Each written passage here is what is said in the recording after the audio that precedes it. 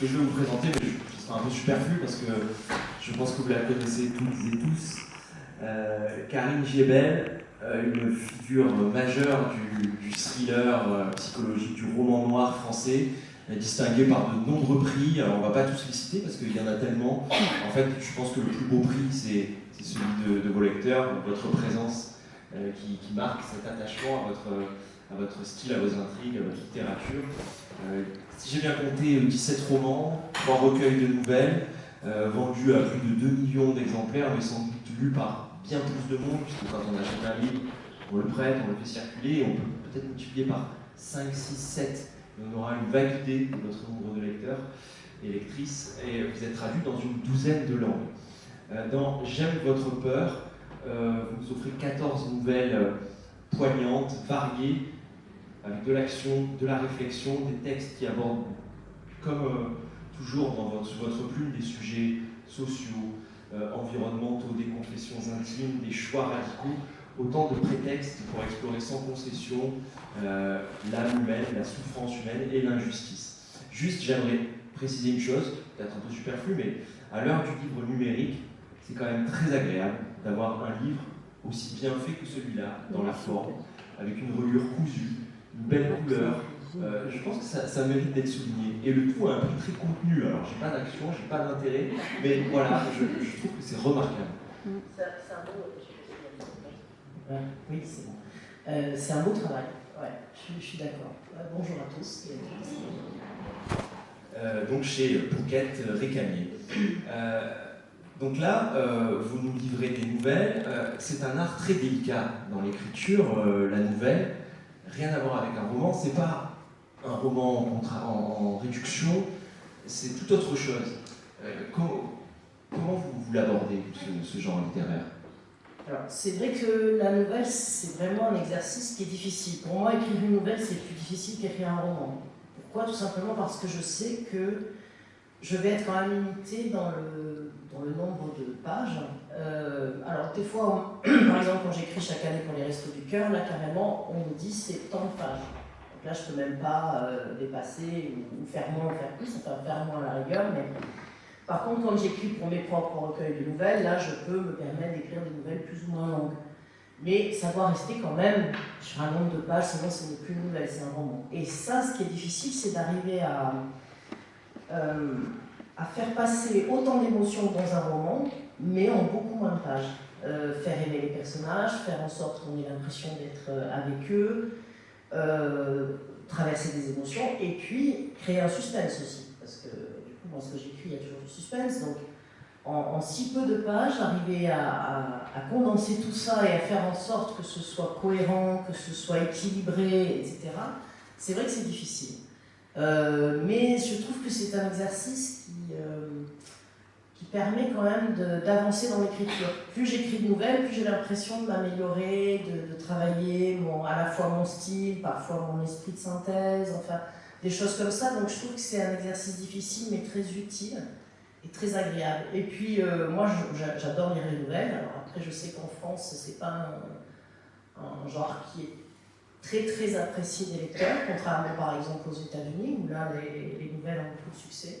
En France c'est pas forcément le cas. Mais j'ai la chance d'avoir un éditeur qui me permet d'alterner ça, d'écrire des romans, et quand je le souhaite, d'écrire aussi des recueils de nouvelles, donc j'en profite. Et j'ai la chance aussi que mes lecteurs me suivent sur les recueils de nouvelles. Donc, parce que c'est sûr que si j'en vendais 2 exemplaires, je pense que mon éditeur me dirait bon, écoute, Karine, écris tes nouvelles dans ton coin, fais-toi plaisir, mais surtout, nous on veut des romans. Bon, là c'est bien parce que c'est suivi aussi par mes lecteurs. Donc voilà, ça me permet de m'exprimer différemment. Par exemple, parfois quand j'ai une idée, je vais me dire « Ah, cette idée-là, ça sera plutôt pour une nouvelle. Cette idée-là, ça sera plutôt pour un roman. » Je sens d'entrée que c'est quelque chose que je vais développer sur 500, 600, 700 pages ou plus, ou alors que je vais justement développer, creuser sur beaucoup moins de pages. Donc c'est pour ça que certaines idées, je me les mets de côté. Et quand j'essaie d'écrire des nouvelles, voilà, je sais faire la différence en général au départ, pour savoir si ça sera une nouvelle ou un roman. Et vous écrivez un flot de nouvelles, 14 comme ça, ou vous allez écrire un roman et puis faire une petite pause pour écrire une Alors nouvelle? ça dépend, il y a des fois où j'écris une nouvelle entre deux romans, en attendant d'avoir l'idée du prochain roman par exemple. Il y a des fois où je dis bah non, là j'ai envie d'écrire un recueil de nouvelles, alors je vais en écrire 3, 4 d'affilée, 5, 6, ça dépend. Parce que des fois 4 nouvelles un peu épaisses, ça peut faire un recueil, hein, donc voilà, tout dépend. C'est très variable. J'en écris souvent pour des recueils qui sont à viser voilà, pour des associations, etc. Donc ça, c'était plutôt sur commande. On me dit, est-ce que tu veux bien écrire une nouvelle pour... bon, là, les Restos du Cœur, c'est ce que je fais le plus, mais j'en ai fait pour d'autres associations. Là, c'est pas pareil, ce sont des commandes. Donc là, il y a un nombre de pages, et souvent, il y a un thème. On me dit, voilà, le thème de cette année, c'est ça. Donc là, c'est un peu plus difficile, parce qu'en plus, il faut s'adapter au thème. Donc... des fois, en plus, souvent, je suis une des rares auteurs de polar dans ces recueils, et donc je me retrouve avec des thèmes hyper joyeux, comme jour de fête, l'anniversaire, des trucs comme ça. Et moi, il faut que j'arrive à détourner ces thèmes joyeux pour faire. Et en général, j'y arrive assez bien. C'est-à-dire, on retrouve quand même le thème, et alors on s'est dit, ah oui, j'avais pas pensé à ça pour jour de fête, mais bah, finalement, oui, pourquoi pas. Voilà. Donc voilà, c'est souvent des thèmes, c'est vrai, qui sont très éloignés de mon univers. Donc il y a vraiment effectivement une grande maîtrise d'écriture, de la narration, la façon que vous avez d'amener la psychologie des personnages, de nous immerger très vite en fait dans l'intrigue. C'est très rare en fait de voir une telle maîtrise. Alors c'est délicat d'en parler, on va y arriver, mais sans dévoiler l'intrigue, enfin totalement. Mais par exemple la première, J'ai appris le silence. Dans cette histoire, vous explorez la psychologie d'un homme brisé. Un homme brisé par une des choses peut-être les pires qui puissent arriver de la part de la société, c'est-à-dire une erreur judiciaire. Et ça arrive, ce sont des choses qui, je pense à Matrix 10, il y en a eu d'autres. Ça arrive, effectivement. Comment est-ce que vous avez choisi ce sujet? Parce que je dis, mais comment est-ce qu'on réagit face à ça? Et surtout, là, voilà, je ne vais pas trop en dévoiler, mais il y a une bascule psychologique de ce personnage qui va dériver vers l'invisible. Parce que je dirais pas, mais voilà, comment ça se passe? Alors, sur cette nouvelle-là, effectivement, alors, je me souviens que je l'ai écrite pour les Restos du Cœur, et qu'il y avait un thème imposé, mais pour tout vous dire, je ne me souviens même plus du thème, tellement j'ai dérivé loin du thème. Donc, mais ce que je sais, c'est que je voulais effectivement parler donc, de l'erreur judiciaire, de l'enfermement qui va avec, et qui pour le coup est injustifié, et de ce qu'il peut produire sur quelqu'un. Alors, ça va être très différent d'un personnage à l'autre. Moi, j'avais envie que ce personnage ait pu, pendant des années, où il était enfermé à tort, laisser germer en lui cette espèce de haine, d'envie de revanche envers la société, voire de vengeance. Et tout ça, j'essaie d'expliquer justement, paragraphe après paragraphe, comment c'est monté en lui, comment c'est arrivé, et comment finalement, de quelqu'un d'innocent, la société a fait quelqu'un qui va devenir, pour le coup, un véritable criminel. Voilà. Et donc c'était ça le cheminement que je voulais montrer, c'était à la base, c'est une erreur judiciaire, donc par principe le personnage était innocent, et finalement en sortant de prison, ça devient un véritable criminel. Donc c'était vraiment ce cheminement-là, j'avais envie de montrer, mais sans en dire trop, c'est pas, même ça c'est pas évident, voilà, et ça peut encore changer, mais voilà, ça c'était la façon dont j'ai abordé cette nouvelle. La suivante, Alena, a trait, elle, au crime d'honneur. Féminicide perpétré au nom de l'honneur. Ça aussi, c'est un thème, hélas, qui est largement répandu. Ouais. En fait, pour vous, j'ai presque l'impression que soit la nouvelle ou le roman, c'est d'abord un instrument pour décortiquer un fait de société ou un penchant humain. Oui, c'est ça la littérature en fait. Hein. moi, ma matière première, c'est vraiment la nature humaine, mais c'est aussi la société qui m'entoure, le monde dans lequel je vis, et c'est l'interaction entre les deux. Et donc, effectivement, il y a des thèmes qui m'interpellent, qui me révoltent, comme le crime d'honneur. Et ça faisait longtemps que j'avais envie d'écrire ça. C'est le premier texte que j'ai écrit sur ce sujet, j'en ai écrit d'autres ensuite. Mais c'est vrai que ce crime d'honneur qui continue aujourd'hui encore dans beaucoup de pays, et qu'on confond souvent d'ailleurs, hein. On parle d'un crime qui vient de la religion, mais non en fait. C'est vraiment un crime d'honneur, c'est-à-dire c'est plutôt, d'ailleurs on le retrouve dans plusieurs religions, hein, et pas seulement dans une, c'est plutôt une sorte de mainmise des hommes sur les femmes, et c'est une façon de les garder, de les emprisonner dans des coutumes, des traditions qui les arrangent en fait. Et donc ces fameux crimes d'honneur, c'est vraiment quelque chose qui me semble tellement... On devrait avoir déjà tellement dépassé tout ça, et pourtant c'est un peu comme l'esclavage moderne. Il y a encore des esclaves, voilà, il y a encore des crimes d'honneur, il y en a beaucoup, il y a des pays où il y en a énormément. Et Alaina, c'était vraiment... en plus, c'est une nouvelle qui est courte, que j'ai vue justement courte, et on est vraiment dans la tête de la jeune fille qui est victime de ça. Et j'ai essayé de faire en sorte qu'on soit à sa place, c'est-à-dire dans la tête d'une jeune fille de 17 ans qui a envie de vivre sa vie, qui a envie de faire ce qu'elle veut, etc. Et qui est complètement broyée par le poids des traditions, le poids du patriarcat, etc. Donc voilà, j'ai vraiment essayé de faire en sorte qu'on soit dans sa tête avec cette envie de liberté finalement, contrariée. Un recueil aux thèmes très variés, très étonnant parfois, puisqu'on passe, et c'est aussi l'intérêt de ce format, on passe d'un sujet à l'autre, avec toujours votre style qui fait l'unité. Dans Lobo, on parlait d'environnement, ben là, on va parler de l'Amazonie. Je pense cet extrait, ils sont en train de mutiler sa forêt et tous les êtres vivants qui s'y trouvent pour du parquet et des tables de jardin. Là, il est plutôt question d'engagement écologique, d'un combat.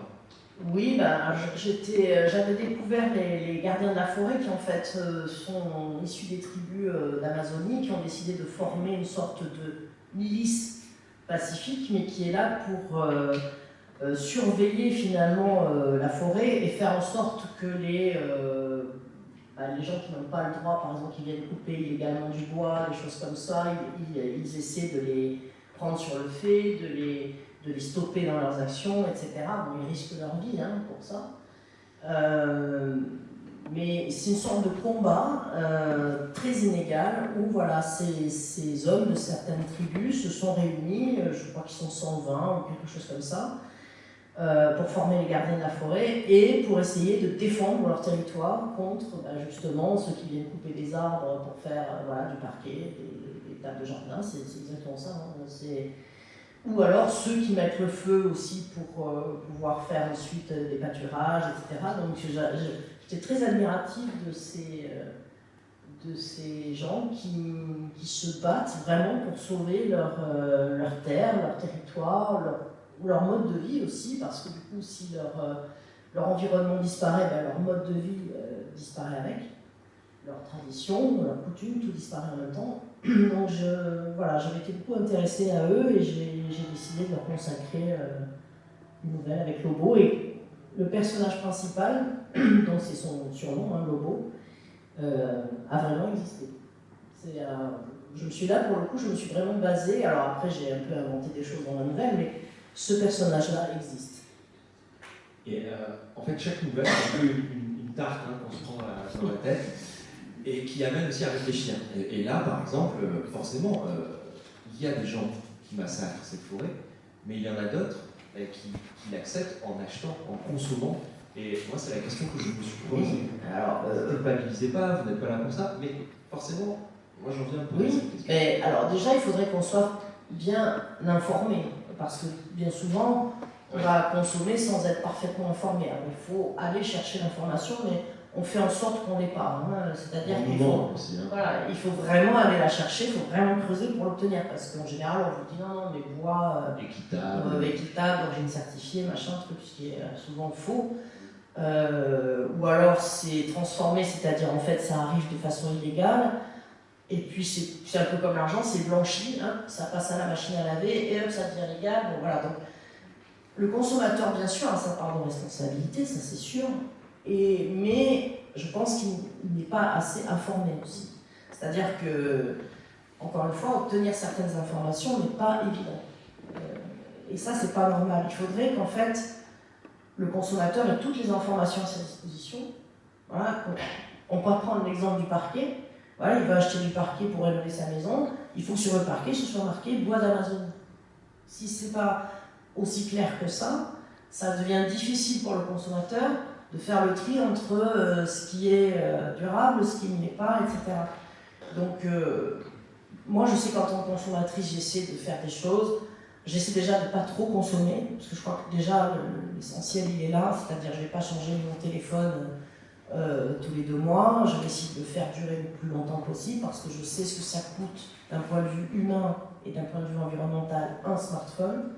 Donc je vais faire en sorte de le faire durer le plus longtemps possible. Je ne vais pas le changer parce qu'il y a un gadget sur le nouveau qui m'intéresse, etc. Donc voilà, ce genre de réflexes, ça je les ai. Après, je suis loin d'être une consommatrice parfaite, parce qu'encore une fois, il y a des choses que je vais faire sans me rendre compte, ou bien parce que j'ai pas l'info, ou bien voilà, c'est... Je pense qu'il faudrait surtout que la société soit plus transparente sur les choses pour aider justement le consommateur à faire de meilleurs choix.